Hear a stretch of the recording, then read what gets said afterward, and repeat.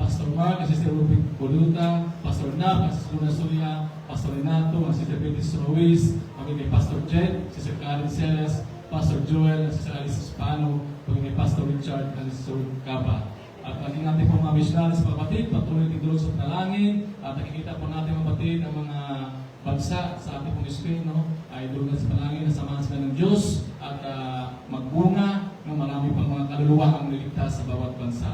Maging sa ating pong mga bansa mga kapatid, sa ating pong mga leaders, amen, dulog sa panalangin na sila po yung bigyan ng Panginoon ng sapat na karunungan, kaalaman sa pangunan ni Ferdinand Marcos Jr., maging lahat po ng mga government official, mga senador, cabinet members, mga congressmen, maging sa city government po ng Dasmariñas, sa pangunan po ni Mayor Jenny Barsaga at sa lugar na ito kapatid, kay Barangay Captain Canelo Teves.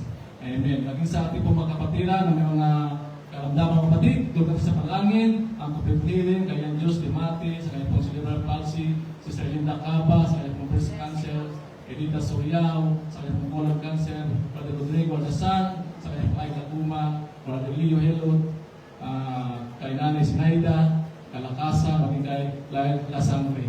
Amen. Kay Tatay Tony Siles, complete healing, maging kay G. Salvador, sa kanyang pong kidney transplant. At patuloy din sa maraming mga kapatid, ang mga pre-request, kay Brother Alfredo Considad Jr., Brother Alfredo Maningat, Brother James Phil Maningat, Brother Mac Isaac Mueco, Brother Dondon, Hallelujah. At sa ating mga FW kapatid, doon sa panalangin, Brother Joseph Considad, nasa LA, California, maging kay Sister Jurali, sa bansang Taipei, Taiwan. Amen. Hallelujah. Maging sa steward ng gusaling ito kapatid, patuloy din sa panalangin, biyag papala kay Sister Rosalita Considad. Amen. At sa mga kabataan, kapatid, tulad sa panalangin, ang kanilang pasok sa eskwela, gabayan sa natin Panginoon, at ilayo sa mga uri ng kapahamakan. Hallelujah. Praise God. Maging ang inyong lingkod, kapatid, sa aking pong paglipat sa lugar na ito, ay tulad sa panalangin, kapatid, ang tamang panahon at ang araw. Amen. Bago ay transfer. Hallelujah. Sa mga kapatid natin, kapatid, may mga negosyo, patuloy dito sa Panginoon, at sila po ay pagkalupan ng pagpapala sa ilang negosyo kay sa Subira Laksa, Craving Fresh Shake, kay Sister Rachel, by Search LD, kay Sister Sari naman, kaya sa masarap na pasta naman Sister Judy, paging sa Icon Business naman ni Sister Rachel. Amen. Hallelujah. At maging sa mga kamag-anak natin mga kapatid na may mga kalamdaman, mga kaibigan, kapitbahay, amen, doon sa panalangin, buhay posibles po sa ating Panginoon. At sa kapitang kapatid, sino po may pangailangan, namita sa pagkamay. Praise God, nalalaman po ng Diyos ang mga pangailangan ng bawat isa. Nilog natin sa panalangin, ito'y katakbuhin natin Panginoon. Hallelujah. At sa kapitang kapatid, bago tayo pamanahan sa panalangin, ni Brother Pastor Richard Cava, muli natin purihin natin Panginoon sa gabi ito. Hallelujah. Praise the Lord. Glory, glory to God. Hallelujah. Nalapat lamang ang Diyos sa kayong taas. Walang kita kailangan Panginoon. Hallelujah. Hallelujah. Praise God. Hallelujah. Hallelujah. O dakilang Diyos, maraming salamat. Sa gabi ito, muli lumalapit kami nagpapakumbaba sa iyong harapan. Dalangin po namin, Panginoon, ang iyong pagsama ng iyong banal na Espiritu at malaika pumilos sa aming kalagitnaan. Lord, tinataas din po namin mga pangalan na nabanggit buhat sa aming mga tagapanguna. Patuloy mo silang gamitin sa makapangyarihan mong paraan. Ganun din mga kapwa kong manggagawa sa oras na ito, maging sa lugar na ito, sa ikatatlong anibersary ng Dasmariñas Church, ang pagbubunga, Panginoon, ang pagliligtas mo ng kaluluwa. Lord, bigyan mo sila ng mga key person, ng mga soul winner, ng mga toppers, Panginoon, sa lugar na ito. Ganun din, Panginoon, tinataas din namin sa iyo mga pangalan na nabanggit naman nasa balik ng karamdaman. Lord, maghimala ka, Panginoon, sa oras na ito. Sa iyo na kami umaasa, Panginoon. Ganun din ang aming bansa, Panginoon, tinataas din namin sa iyo. Makialam ka, Panginoon, sa aming bansa. Makakilala, Panginoon, ang aming mga nasa gobyerno, Lord. Sila'y makakilala sa iyo at ganun din ang bawat kapatiran na sa ibang bansa. Ingatan mo sila. Ganun din ang aming mga missionary workers, Panginoon. Ingatan mo ang maging kanilang pamilya. Patuloy mo silang samahan. Lord, sa oras na ito, lalabas kami. Tinatagpo mo na ang pangangailangan ng bawat isa na narito, Lord. Inaakila namin, Panginoon, na lahat ito sa tanging pangalan ni Jesus. Lahat magsabi na. Hallelujah. Ang kapit sa natin, ang mga kapatid, kami si Pating Dajoy at sa Lord.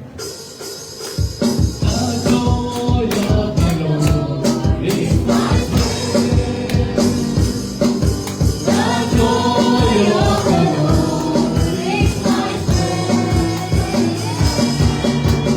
He's the path and drink the sweet and poison in love to our feet. The joy of the Lord is my strength.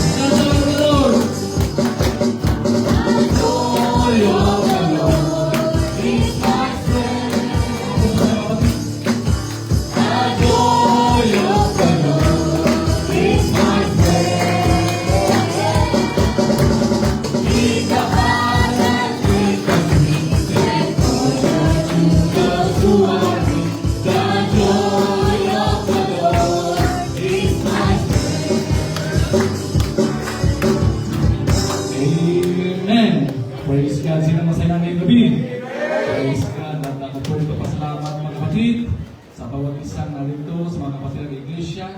Maraming salamat po sa inyong pagdalo, sa mga pastor. Amen. Pag isa po mga bisita, welcome po kayo dito sa ating church, sa The Father's House, Las Marinas. Amen. Hallelujah. At tayo po yung mga kapatid sa ating pong announcement. Ang ating pong Sunday morning prayer ng 8:30 ng umaga. Tulog na po ito ng ating Sunday school ng 9:30. At ating pong morning service naman ng 10:30 a.m. At babalik po tayo sa gabi para po sa evening service ng alas 6. Amen. Sa ating pong corporate prayer naman, mula Lunes hanggang Sabado ng alas 6, hanggang alas 8 ng umaga. Napakalaga po mga kapatid ang panalangin sa tuwing umaga. Amen. At hiniling natin sa Diyos ang kanyang protection. Amen. Nagkatagumpay sa bawat araw na ating pong ginagawa. At sa ating pong evangelism na mga kapatid, tuwing araw po ng linggo ng alas 4 ng hapon. At ang ating pong street preaching naman tuwing araw ng Sabado. Katuwan po natin ang mga kapatid ng Iglesia. Amen. Ang Imos, ang Grace of Christ, maging natin pong Mother Church ng Las Piñas. Amen. Hallelujah. Sa atin na po mga practice naman, sa ating pong music ministry, after po ng ating impacting, at sa ating pong follow-up and visitation naman, mula Lunes hanggang Friday sa mga kapatiran dito sa Las Piñas na may bakanting oras available. No? Puntahan po natin yung mga kapatiran, Nina, Amen, at yung mga nabigyan po natin ng mga babasahin. Hallelujah. At ngayong kapatid, ngayong araw na ito, 30, no, ang ikalawang bahagi natin pong revival. Amen. At ating pong taga-speaker, pumunta po sa Las Piñas Church, ating pong headship. Kahapon, pinagpala tayo. Amen. Praise God. Muli, pagpalain tuloy tayong gabi. Amen. Pagpapit noon, ang pumapala ay patuloy dumandaloy sa bawat isa. Amen. At pupunuan ng Diyos na parang tubig, diba? Ang ating iglesia.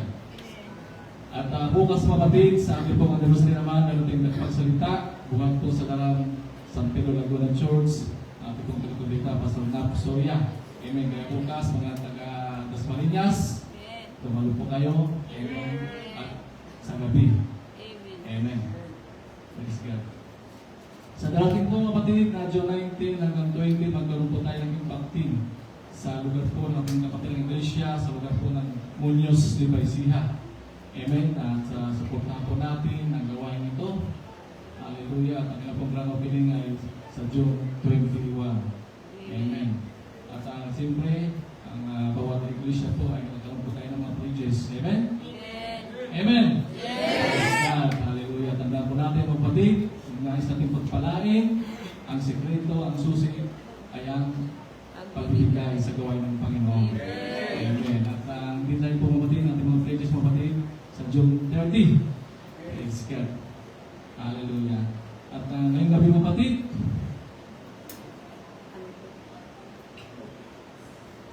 bago po tayo dadako sa ating pong pagbibigay.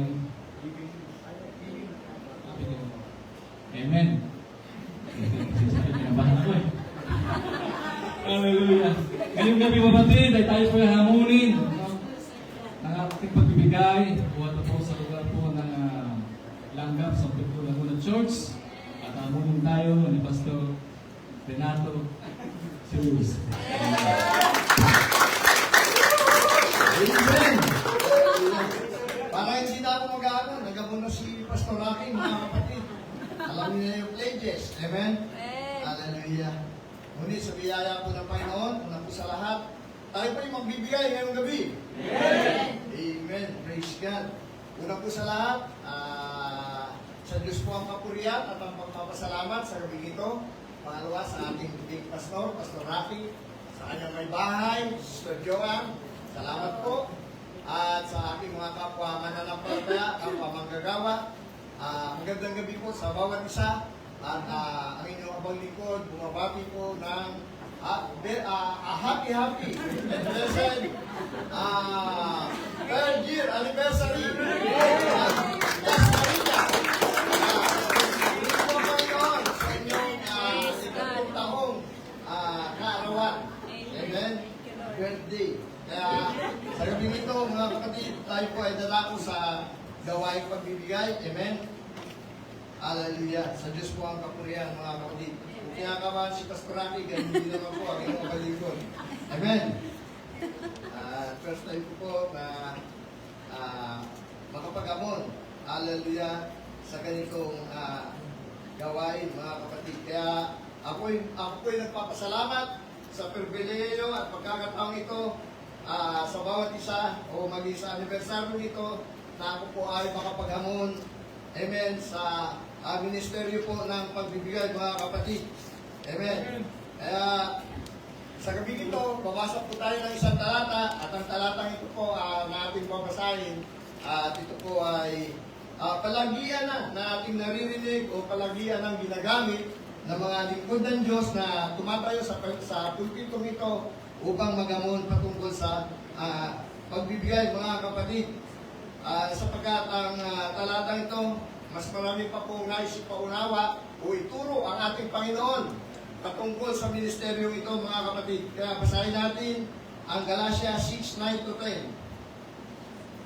Basahin ko po sa may mga banal na kasulatan. Kayo po ay magbukas sa Galatia 6:9-10. Naging bless, naging gamit ko. Amen. Medyo maliliit. Praise God sa talatang siyang ng chapter 6. At huwag kayong mga pagod sa paggawa ng mabuti, sapagkat sa kapanahunan ay magsisipag-ani tayo kung hindi tayo manghihimagod. Kaya nga, samantalang tayo'y may pagkakataon ay magsigawa tayo ng mabuti sa lahat at lalong-lalo na sa mga kasambahay sa pananampalataya. Salamat po sa pagbabasa ng kanyang salita. Amen. At mga kapatid, bagamat hindi po direktang tumutukoy ang talatang ito sa tinatawag na pagbibigay, hallelujah, pinapaunawa po ng talatang ito, amen, na ang giving kasama po ito sa paggawa natin ng mga mabubuting bagay sa gawain ng Diyos. Kasama po ang pagbibigay sa mga ginagawa nating kabutihan para sa ating paglilingkod. Kaya ngayong gabi, kapag hindi ka nagbigay, hindi ka mabuti. Amen? Hindi po yun, mga kapatid. Lahat po tayo mabuti sa harapan ng Panginoon. Depende po yun sa laman ng ating puso. Amen? Hallelujah. Merong wala ka namang na sakmot o na dalang pambigay, pero nasa puso mo yung pagbibigay, alam ng Diyos yan. Ngayon, kung may pera ka naman dyan, at nag-aalanganin ka, ipagkaloob sa Panginoon, alam rin ng Panginoon ang laman ng puso natin. Katulad nga na sinabi ng ating buting pastor kagabi, binabantayan tayo ng Diyos. Nakatingin lagi sa atin ang ating Panginoon. Dahil anumang mga bagay, anumang mga bagay na nasa puso, isipan natin, mga kapatid, hallelujah, alam po ng Panginoon yan. Kaya take note din po doon sa mga, kung may mga bago kaming kapatiran dito, mga kapatid, amen, ang pagbibigay po, lahat naman po ng church, o lahat naman, magi-sarili yun, na pinanggalingan natin may pagbibigay. Depende po lamang yun. Amen? Sa pagganap o paggastos ng namumuno sa panambahan. Hallelujah, kung saan nila ginagamit yung pera. Kasi may mga leader na ang pera ginagamit sa mga pang-personal nilang interes, sa pamilya. May mga leader na ginagamit sa kalayuan ng pera. Amen? Hallelujah, lingkod ng Diyos, nasa patay sindi, nag-iinom. Amen? Pero sa biyaya po ng Panginoon, narito tayo sa Potter's House. Hindi ko po itinataas sa Potter's House. Ang mga lingkod ng Diyos, gumagastos pa nga. Amen? Nag-aabono pa. Mga kapatid, ang mga lingkod ng Diyos. Ngayon, mga kapatid, yung mga binibigay natin dito, alam naman natin kung saan ito napupunta. Sa tulad ngayon, anibersaryo. Amen? Kung may street preaching tayo, gagastos tayo. Kahit papano, para kahit papano maging masiyahan naman yung ating mga bisita, kahit papano naghahanda tayo ng konting pagsasalusaluhan. Dinagastos sa doon po napupunta yung mga pangangailangan sa church, doon po sa mga ibinibigay natin ang gagaling, mga kapatid.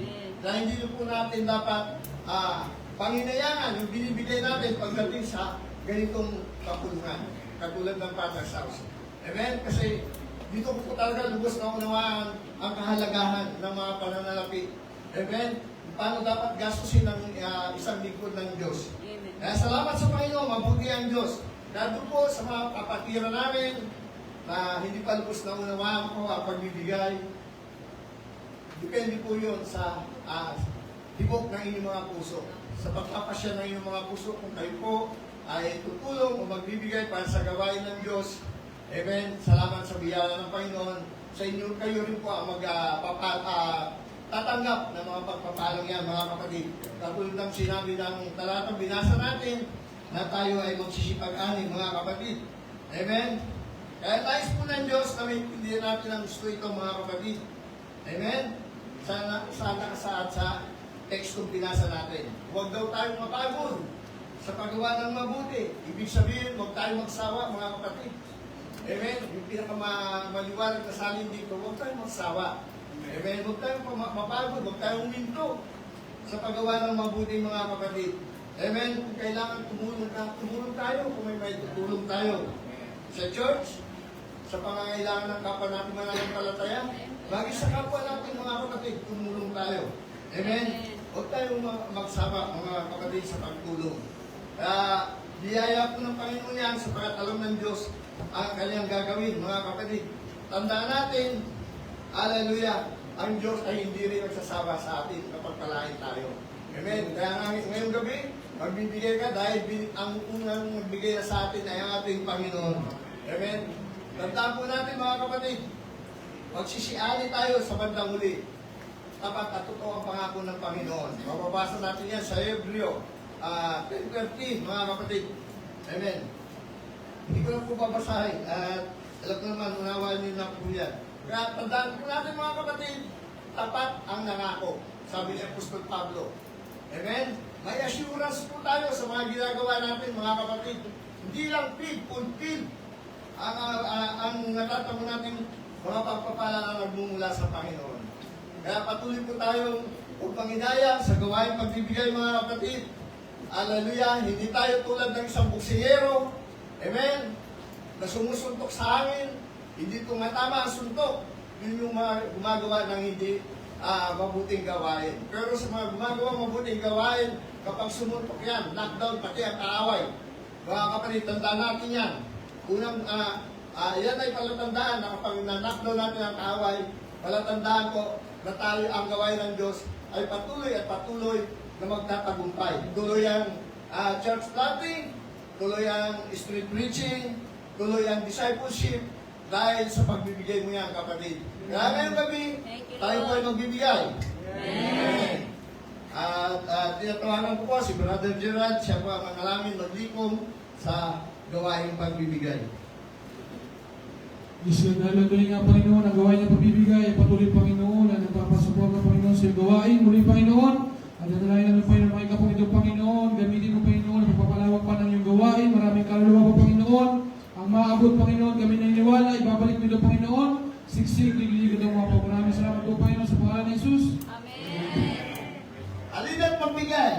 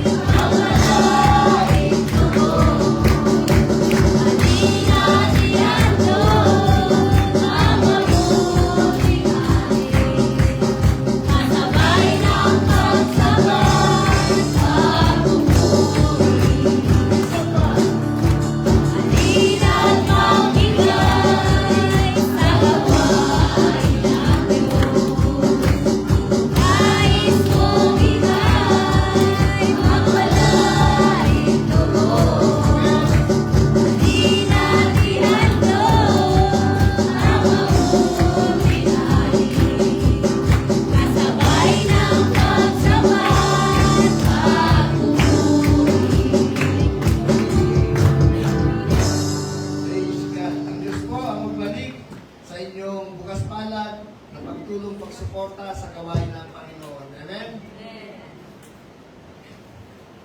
Amen. Hallelujah. Bago po kapatid, ang pangalan ng salita ng Diyos, mayroon po maghahandog sa gabi ito ang Dalam Church. Pagpapasalamat sa inyo.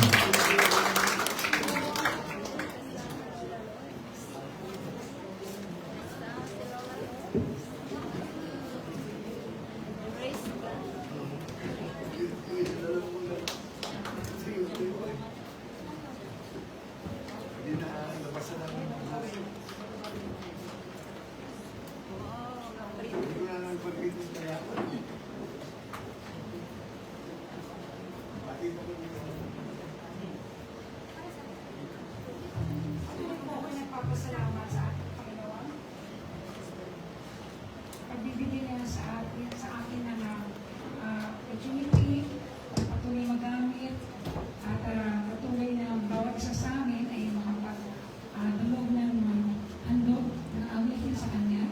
At ganun din na patuloy din na papasalamat na sa biyaya at awa niya ay punin niya ng Kanyang banal na Espiritu. Handog na natin sa pangalan ni Jesus.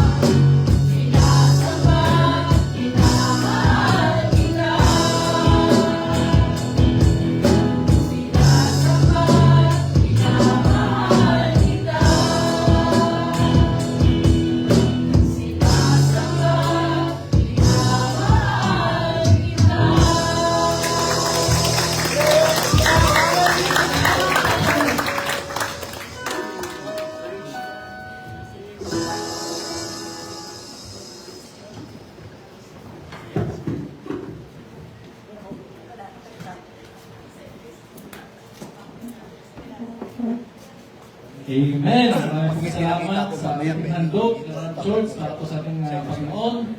At ngayong gabi mga kapatid, sino po handa makinig ng salita ng Panginoon? Praise God. Kung paano po tayo pinagaluban ang pagpapalang kagabi, at po na pala tayo gabi ay lubos na yung pagpapalang ating Panginoon. Minsan pa, ngayong gabi mga kapatid, palagpagan po natin Panginoon at pagpapalang po ang ating salita sa pagsabi ng Panginoon.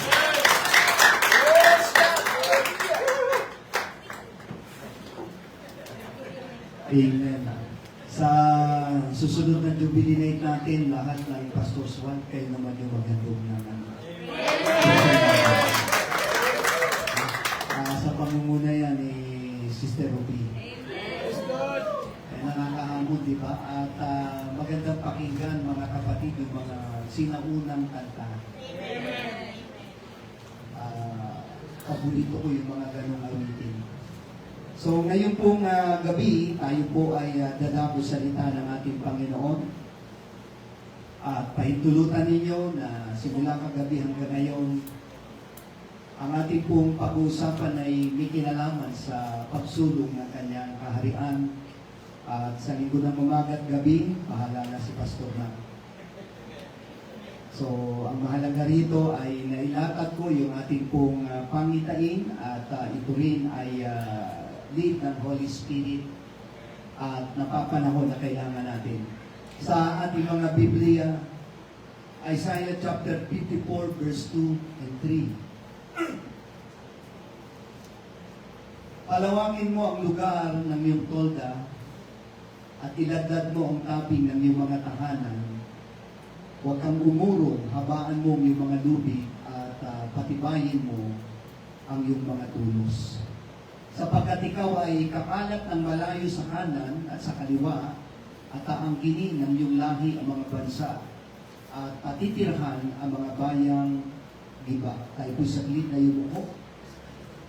At manalangin, Panginoon, buksan mo po ang aming espiritual na kamalayan, banal na espiritu.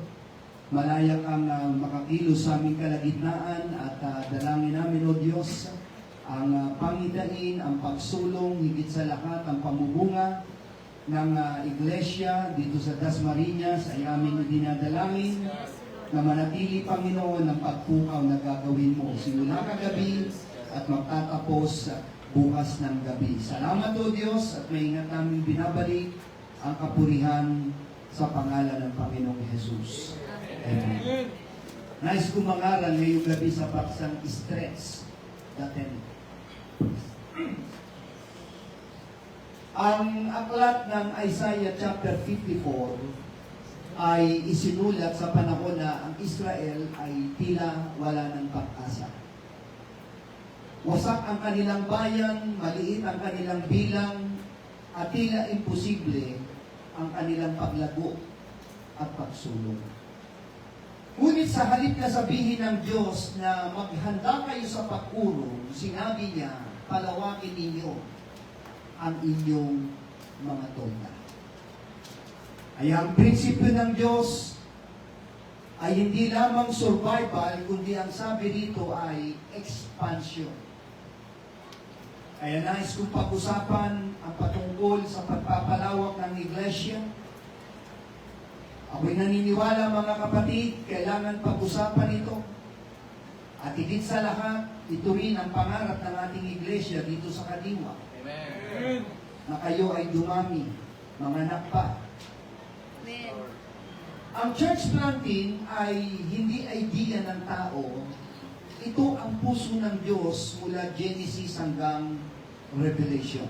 Kaya meron na nakapagsabi ng ganito, the church is the only organization that exists primarily for those who are not yet inside it. Kaya ngayong pong umaga, ngayong gabi, tatlong katotohanan ang nais ko pong dalhin. Una, pag-usapan namin, stretch your vision.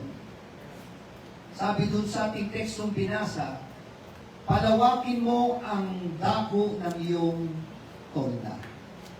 Meron lang akong ipapakita, mga kapatid, na ilustrasyon.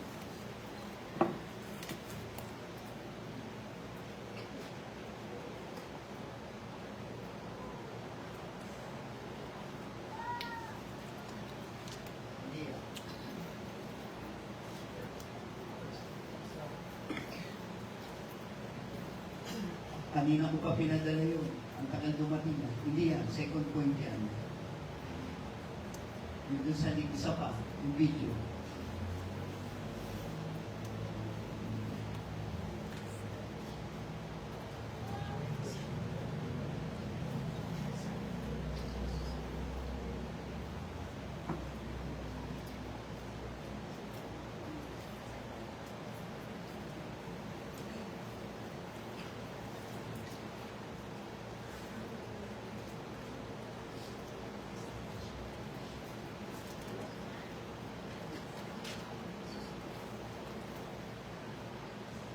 Wala daw.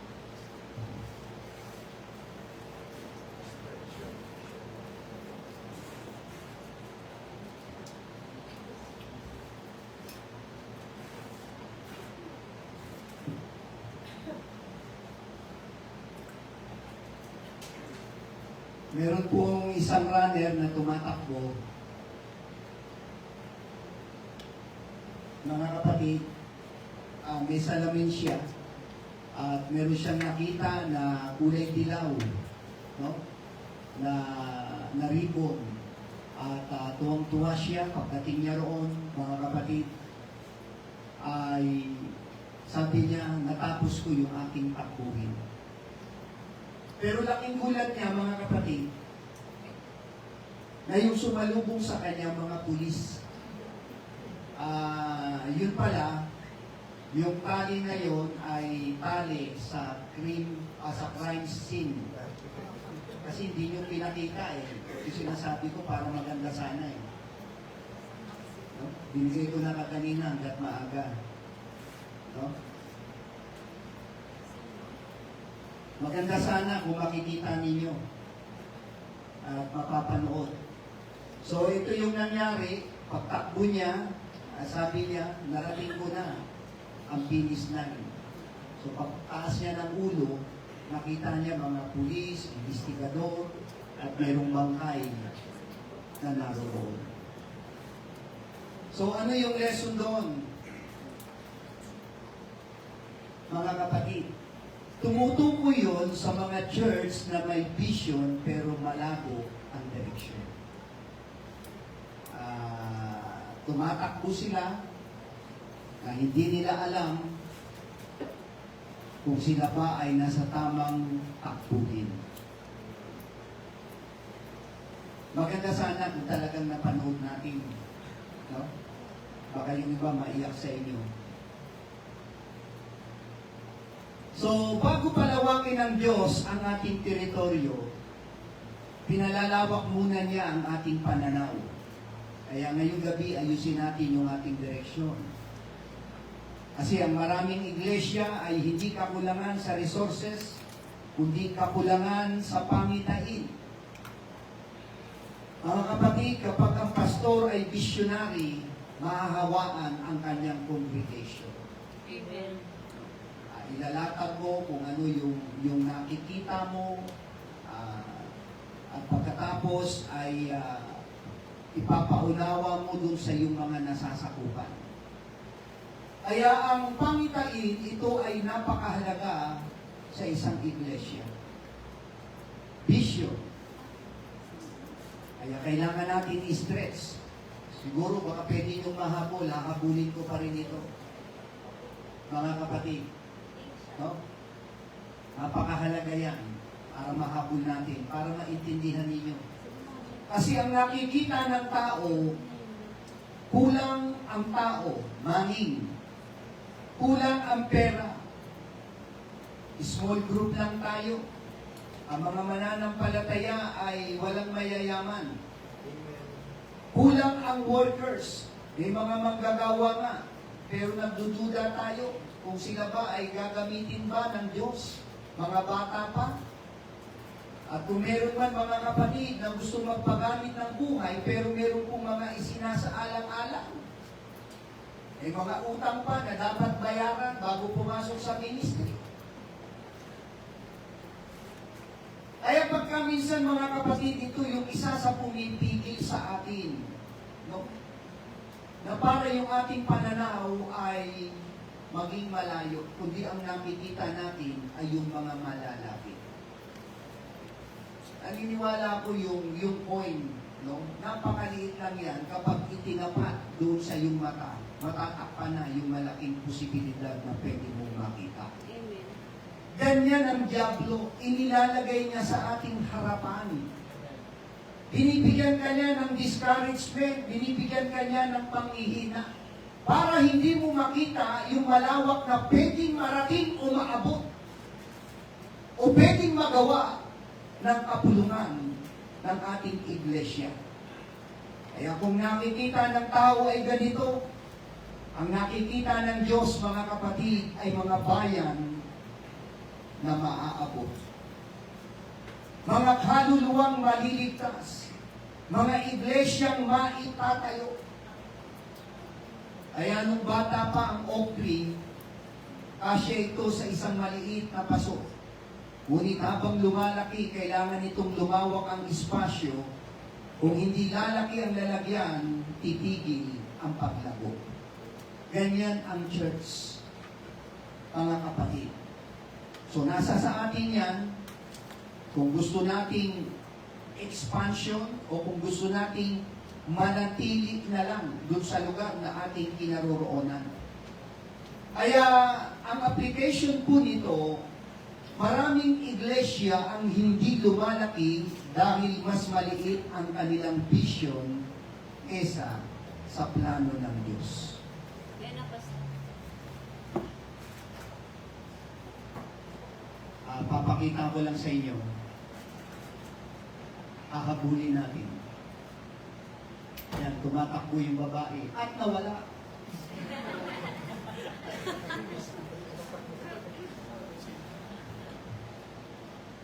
Tumatakbo siya yung babae. At pagdating niya dun sa yellow ribbon, sabi niya, finish line. Tuwan-tuwa siya. Nagulat siya. Pagtingin niya, akala niya finish line. Yung pala hukay. Crime scene. Kaya maraming pastor na ganyan na tumatakbo. Yung pala, wala na doon sa tamang takbuhin. Kaya may mga nangangaral, mga kapatid, pero hindi na pinag-uusapan ng patungkol sa bisyo. At ito yung nakakalungkot sa ating panahon ngayon. Na siya mismo ay nagduruda na o nagdududa na sa pangitain. Ang hamon sa atin ngayong gabi, huwag lang nating isipin ang susunod na mga linggo, kundi isipin natin ang susunod na bayan. Huwag lang isipin ang attendance, isipin din yung bagong church plan.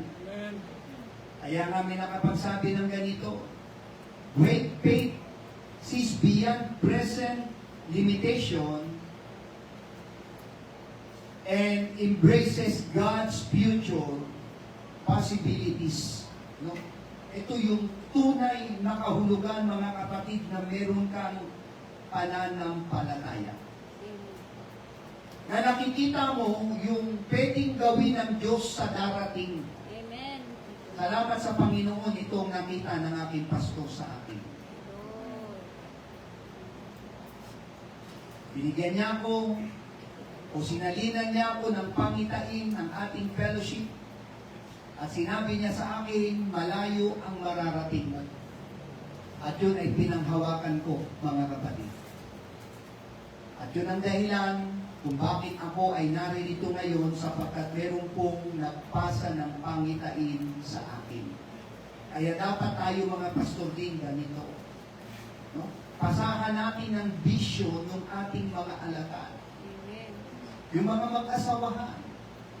Ito yung ibig sabihin nito. Kailangan maintindihan nila ang pangitain. Kasi itong nakakalungkot. Sa ating mga signboard, nakalagay na meron tayong vision pero hindi natin ginagawa ang vision. Evangelism, discipleship, o pwede yun. Pero yung church planting, yung pagtatanim ng iglesia, ito yung katotohanan ipinapakita nito. mga kapatid, na kailangan dapat nanganganak ang ating mga iglesia. Pangalawang pag-usapan natin, strengthening your foundation. Patibayin mo ang iyong mga tulos. Sabi po ng banal na kasulatan, hindi sapat na lumawak lang, dapat ding lumalim. Kapag lumawak ang tolda ng walang matibay na tulos, babagsak ito. Ganon din sa ministry. Maraming ministry ang mabilis lumaki, ngunit mabilis din bumagsak dahil kulang sa matibay na pundasyon. Magugulat ka na lang. Biglang dami, biglang kaunti. Kaunting pagsubok lang ang mga mananampalataya, mga kapatid, tumatalikod. Kaya nakita kong dahilan kung bakit may mga Kristiyano mahina at mga napawalay sa paglilingkod sa Diyos sapagkat hindi rooted sa salita ng Diyos. Mahuna ang kanilang pundasyon sa paglilingkod sa ating Panginoon. Mga kapatid, ipapakita ko lang po yung building structure. Yan, mapapansin po ninyo. Alam ito ng mga disciple ng mga engineer at meron din tayo mga pastor dito na engineer. Alam po yan, yung building structure. No? Pinapakita doon yung lalim niya. No? Maliban sa malalim, ay malapad yung paggawa ng pundasyon.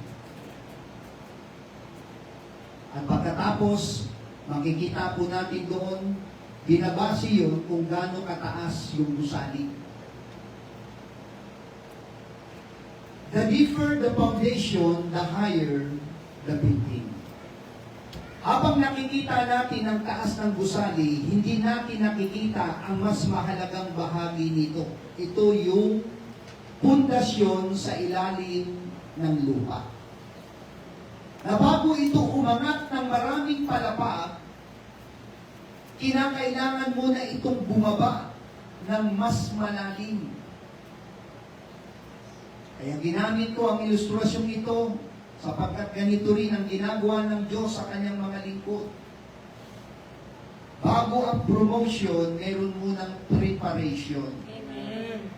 Bago ang elevation, meron munang foundation. Bago ang public success, meron munang private surrender. No? Ang ibig sabihin, mga kapatid, yung lalim ng pakikipag-ugnayan natin sa Diyos. Kaya pinapakita ng mga talatang ito ang katotohanan na ang Diyos ay interesado, mga kapatid, sa lalim ng pundasyon. Amen. Kasi pag malalim ang pundasyon mo, hindi ka matampuhin. Amen. Pag malalim ang pundasyon mo, kahit bumabagyo, nasa church ka. Amen. Oh, may pahina ng pahina. Amen. Pag malalim ang pundasyon mo, mga kapatid, kahit rebukin ka, pagsabihan ka ng pastor mo, handa mong tanggapin yun. Talaga, ha? Tignan natin. Amen. Praise God. Nabanggit ko ito. Kasi ito talaga ang kailangan. Kung titignan mo kasi ang isang alagad, akala mo matibay na siya. No? Pero magugulat ka na lang, bakit biglang nawawala? Bakit biglang nanghihina? So may problema yung kanyang foundation. May problema. Kasi ang building, dinisenyo yan, hindi para pang-display. Kundi ang pinaghahandaan niyan, no? Maliban sa itaas na sakuna, ay yung pagyanig, yung lindol. Kaya walang pinagkaiba yan sa ating bilang mananampalataya. Meron tayong mga pagsubok, meron tayong kalamidad spiritually, at merong pagyanig spiritually. Ay huwag kayong masanay na ang pangangaral ay puro pagpapala o yung motivation. Kasi pag hindi nangyari yung inaasahan mo, maglilingkod ka o baka lubusan ka ng tumalikod sa paglilingkod sa Diyos. Kaya napansin ninyo yung mga mangangaral sa atin sa Father's House. Tinatatatag tayo. Pinatitibay tayo. No? Yan ang ibig sabihin niyan. Kaya nga sabi nga ng isang sumulat ay ganito, God is more concerned with the deep of your character than the height of your success. Kaya yung pag-uugali, importante po ito. Hindi yung pagtatagumpay ng isang tao. Kaya ang hamon ngayong gabi, kung gaano kataas ang nais itayo ng Diyos sa iyo, gaano din kalalim ang kanyang huhukayin sa iyong buhay. Ang lalim ng iyong pundasyon ang magtatakda ng taas ng iyong mararating. Kaya ang pinakamataas na gusali ay may pundasyong mas malalim kaysa sa nakikita ng tao. Ang nakikita ng tao ay taas, ang nakikita ng engineer ay lalim. Kaya dapat ganito tayo, pag mayroong lalaki, turuan mo na ma-disciple at ipaunawa ang ministry. Kaya napakahalaga yan at pakatandaan po natin, mga kapatid, bago magtayo ng bagong iglesia, magtayo muna tayo ng bagong leader. Gawin mo muna na hubugin siya. Determines durability. Ito yung ipinapakitang katotohanan. Kaya ngayong gabi, pag-usapan natin yung mga tulos na sinasabi ko rito. Kasi yung pagtatayo ng tolda, meron itong tulos. Depende sa laki, sa lawak. Kaya doon bumabase yung kanilang lalim ng tulos na ilalagay. Kaya sa atin po, spiritually, ang tulos na babanggitin ko, bagamat marami, pero tatlo lang ang gusto kong bigyan ng pansin. At ito po yung napapanahon. Unang tulos, mga kapatid, ay ang panalangin. Yung prayer tuwing umaga. No? Napakahalaga yan. So, gusto ko lang sabihin sa inyo, mga kapatid, yung aking cellphone ay nakaset po ito na ang oras ay 4:30 hanggang 5 a.m. ng madaling araw. Dalawa po ang ibig sabihin nun. Gigisingin ako para manalangin at ikalawa, inaantay ko na maglabas ng quotes yung aking pong pastor, yung aking national leader, Pastor Boy. Kasi meron kaming group chat sa Viber, araw-araw at kahit saan siyang bansa naroon, siya ay nagpapadala ng quotes. At gusto ko, mga kapatid, pag lumabas yung quotes na ipapadala niya, gusto ko ako yung unang mag-akakart. No? Kaya maaga. Kaya, ito po yung nais kong bigyan ng pansin, ang kahalagahan ng panalangin. Walang church planting movement na hindi ipinanganak sa panalangin. No? Kaya kung pipili tayo, mga kapatid na mga lalaki, na pwedeng ihanay sa mga gagamitin ng ating Panginoon, isa ho sa requirement doon ay ang mapanalangin. Kaya kung hindi nag-pray, huwag mo munang gamitin. Kaya kailangan nananalangin. Importante po ito. Kasi ito yung magpapatibay sa Kanya mismo sa paglilingkod sa Panginoon kung siya ay mapanalangin. At dahil papasukin niya, mga kapatid, ay pastoring. Ang pastor ay nananalangin tayo. Kailangan manalangin niya. Mga asawa ng pastor, dapat nananalangin din tayo.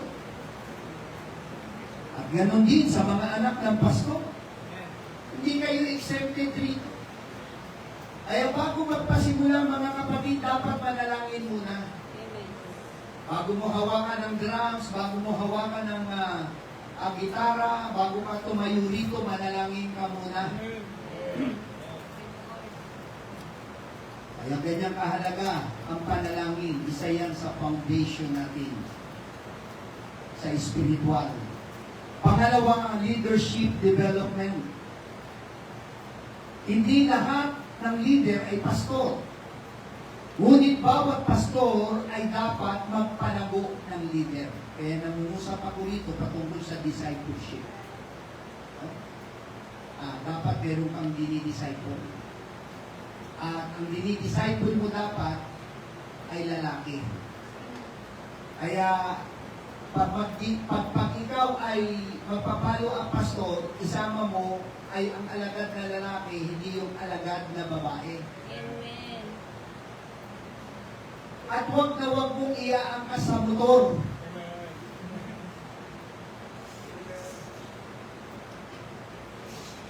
Kaya nga sa pastors meeting, isa sa pinaalala ng ating pong national leader, ang sabi ni Pastor Boyet, mga lalaki, kung may babae na mag-aabot ng kamay sa iyo para kamayan ka, kamayan mo. Pero kung hindi iaabot ang kamay, huwag kang kakamay.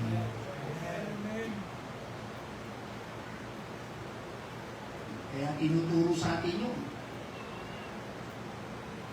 Kasi may mga kumakamay na pag kumamay,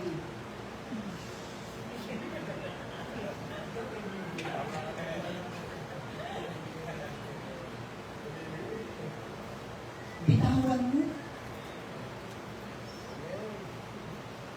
Kaya nga sabi ng ating national leader, maging gentleman kayo, mga disciple. Para maintindihan ninyo, ha? Hindi yung kayo mismo ang lalaki.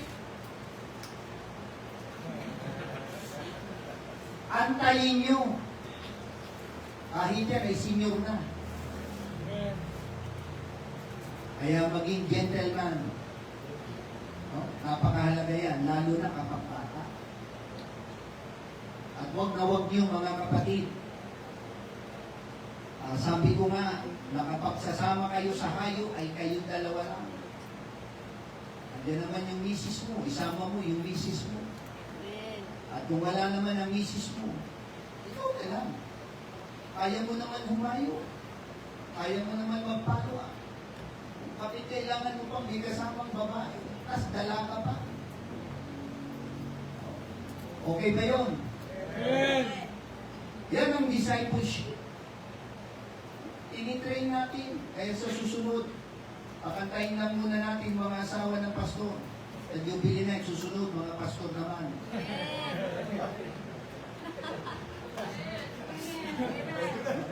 Las Piñas, Das Marinas pa lang ito. Pagdating dito, iba na yung tono ng kanta ninyo. Hindi pa tawid dagat. Kaya nga sabi ko nga sa inyo, pag may jubilee night mga kapatid sa Las Piñas, dalhin ninyo ang mga disciple ninyo. Para malaman ninyo kung ano yung tono, kung paano kami magpakanta roon. Kasi yun ang nakita namin sa Mother Church sa Mandaluyong. Eh, kinataya natin. Kailangan natin ito. Kung ano yung ginagawa, dapat yun ang ating tinutularan. Kaya nga binibigyan namin kayo ng pagkakataon na ma-expose doon na magpagamit. Binibigyan namin kayo ng pagkakataon para mahawang yung espiritu. Kaya kumunik kayo sa Mother Church. Kaya pag meron pong service, lalo na pag linggo, alam niyo yung aming cellphone, busy ito. Kasi lahat ng daughter church na nagla-live, nakakunik ako. At yun naman ang sinabi ko, isalin ninyo ako kasi minomonitor ko kayo. At pag wala akong ginagawa, pinapanood ko kayo sa inyong pangangaral. Tinitignan ko rin, mga kapatid, kung ano yung inyong ginagawa. Hindi ko man kayo mapuntahan. Pero kinakailangan gawin natin ito. Ay ito yung kailangan, no? Bilang mga pastor, humubog tayo ng magiging alagad ng ating Panginoon. Yan, napakahalaga yan. Yung pagsasanay na gagawin po natin. At ikatlo, na tulos, sound doctrine. Hindi sapat na maraming tao, dapat tama rin ang kanilang pundasyon. Kasi ito yung ating pinag-uusapan. Foundation. Kaya yung doktrina, napaka-importante po ito. So, padaanan ko lang, yung Sunday School, ito ay para sa lahat. Ibig sabihin, daluhan natin. Hindi ito para lang sa mga nagpapaalagaan. Para ito sa lahat.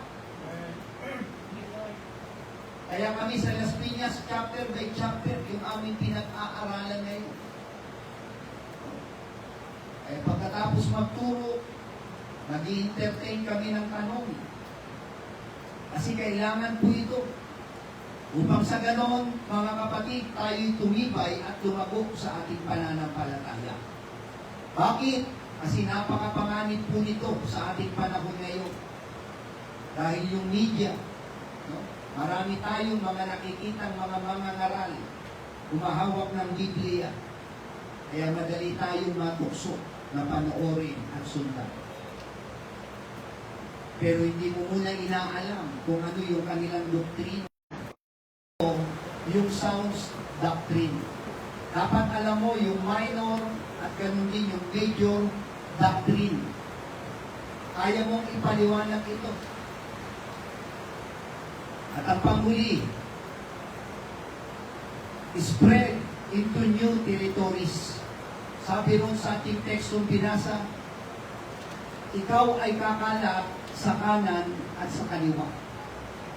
Mga kapatid, ito yung puso ng church planting. Hindi sinabi ng Diyos, mag-ipon kayo para makabili kayo ng lupa.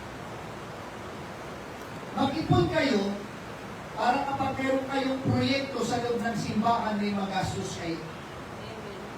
Hindi sinabi ng Diyos yun, kundi ang sinabi ng Diyos, maliwanag sa ating teksto, umalat kayo.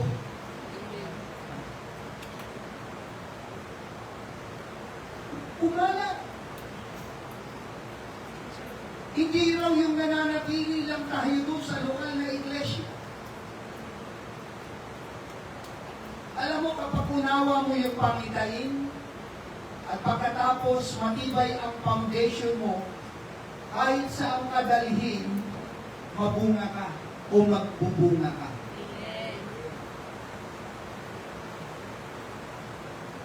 Noong December, galing kami ng Taiwan. Yung history ng church doon, mga kapatid, nabuksan yun dahil sa kababaihan o sa kapatirang babae na nagtrabaho sa Taiwan as a factory worker. Kaya nung naroon siya, ang ginagawa niya, mga kapatid, ay nagsishare siya ng Word of God sa kanyang mga kasamahan. Kaya kapag may mga Pilipino roon, ay ina-approach niya ang salita ng Panginoon. At ito, mga kapatid, ang isa sa nagbigay ng hamon sa amin. Isipin mo, babae. Sino mag-aakala na itong babaeng ito ay gagamitin ng Diyos sa pagpapasimula para sa isang matibay na iglesia? Ngayon, ang Taipei, pag pumunta ka sa Taipei, Taiwan, makikita mo, mga kapatid, ang kanilang gusali, ang upa roon ay nasa 60,000 NT, kung di ako nagkakamali. Kung ito-total mo yun sa peso, mga kulang-kulang 130,000 monthly. Pero bakit sila nakakasumpay? nahahamon ka? Bakit sila lumalako? At ngayon sila ay nakapagbukas, mga kapatid, ng satellites. Dumarami sila. Pinasimulan ng babae. Kaya nung dumami na sila, anong ginawa, mga kapatid? Ng kapatid ng babae ito, inunik niya na yung kanyang pastor. Sabi niya, pastor, pumunta ka na rito. Yun si pastor niya. Kaya ginawa ni pastor niya, tinrabaho niya. Nag-disciple siya. At pagkatapos, inimpart niya ang vision at ito nga ang dahilan kung nagkaroon ng lockdown. Alam natin, yung panahon ng pandemic, hindi na makabalik si Pastor Lee. Merong isang disciple doon. Tinubog siya, tinuruan siya, at siya yung pinagkatiwalaan simula noon hanggang ngayon. Alam niyo kung sino yun? Si Pastor Reynaldo Rebolero. Siya yung ating missionary inibitahan nung nakaraang conference sa Las Piñas at ganoon din sa Imus. Nakita ninyo, dapat unawa mo yung pangitain. Kasi may mga kapatiran pag nahiwalay sa local church, pag nag-abroad, wala na. Nakukompromise na. At marami akong nabalitaan, naging karnal pa. Kapag napalayo sa local church, ay ito yung isa sa nakita ko, mga kapatid. Dapat sa lokal na iglesia pa lang na turuan na tayo. At ito yung gusto kong sabihin sa inyo. Talagang pagpapalain tayo ng Diyos. May makakarating sa ibang bansa. Pero gusto ko lang sabihin, mga kapatid, pag naroon ka, isama mo ang ministry. Kaya palawakin mo yung pangitain mo. Hindi yung barangay lang ang nakikita mo, hindi yung maliit lang na apat na sulok ng bayan ang nakikita mo. Kaya nga sabi rito, kumalat kayo. Utos ng Diyos, kumalat tayo. Kaya kung ang magtatanim ay mother church, tapos magtatanim din yung mga daughter churches, di na tayo gagawin. Kaya dapat spiritually, walang baon sa atin. Dapat nanganganak. Kaya ito yung dapat. Kaya masabi ko nga, huwag niyong problemahin yung pera, huwag niyong problemahin, mga kapatid. Bahala ang Diyos sumustento sa pangangailangan ng church planting. Alam mo, kung di natin hahapangan ito, wala tayong mararating at kung titignan lang natin ang disciple na ito, antayin ko munang matapos makapagbayad ng utang ito. Ako, gusto ko sabihin sa iyo, hindi mangyayari yan.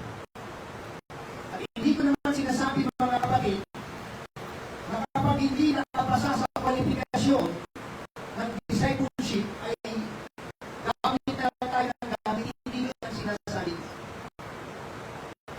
Ang sinasabi ko rito, meron pang ibang paraan. Ito yung nais ng ating Panginoon. Kaya gusto ko lang banggitin sa inyo, nung kami ay nag-meeting ng ating national leader, Pastor Boy, kasi si Pastor Nat ay pupunta ng Laram, at ang sabi sa akin ng ating pastor, sino yung ilalagay mo? Kaya ang sabi ko sa ating pong pastor, Pastor, ang plano kong ilagay ay si Pastor Jet. Kasi yung Imus ay medyo mature na, kaya kailangan doon ng mature pastor. Ay hindi naman sa sinasabi ko na immature si Pastor Alan.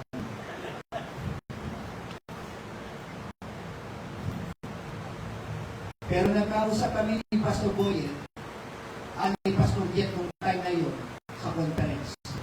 Ay sabi ko sa kanya, pag-isipan dito kasi kailangan nito. Kaya hindi pa tapos ang conference doon. 2 years ago, pumunta siya doon sa aming room sa hotel. Kaya sabi niya, Pastor, mag-usap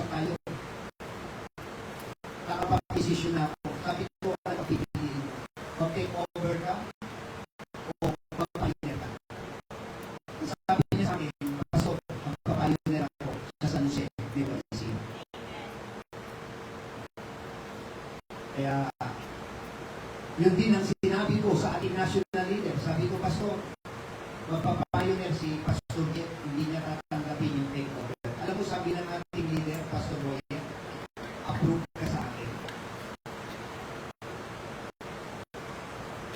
Kaya huwag kayong magtaka mga under pastor, bakit siya yung nabibigyan ng break na makapag-report kapag conference.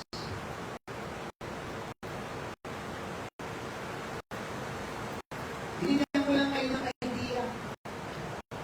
Pag nakuha mo ang pangitain na itinuturo ng tagapanguna, ang sasabihin sa iyo ng headship, approve. Kuha niya. Kaya sabi niya, kailangan kasi talaga natin ng iglesia, hindi lang basta iglesia, kundi iglesia umaapoy. Kaya ito yung kailangan natin mga kapatid, ang